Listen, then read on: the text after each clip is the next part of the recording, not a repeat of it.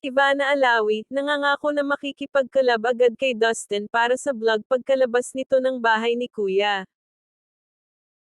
Sa latest posted TikTok video ng kakalabas pa lang ng bahay ni Kuya na si Ivana Alawi, marami ang nag-comment dito tungkol sa kanila ni Dustin.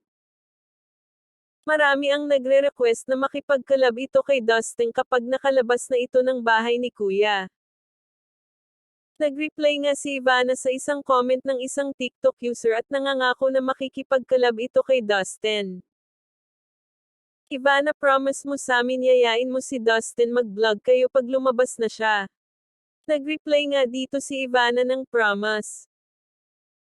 Marami talaga ang nagmamahal sa tambalan nila ni Dustin kaya naman G na G si Ivana na pagbigya ang mga request ng kanilang mga fans.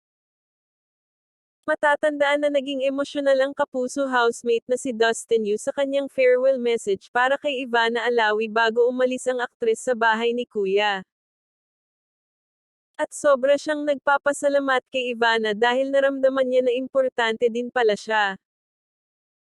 Samantala, ayon pa kay Ivana, sa paglabas umano ng mga housemate ay aayain niya ito na mag-bonding at G siya kung saan nila gustong pumunta para magbakasyon.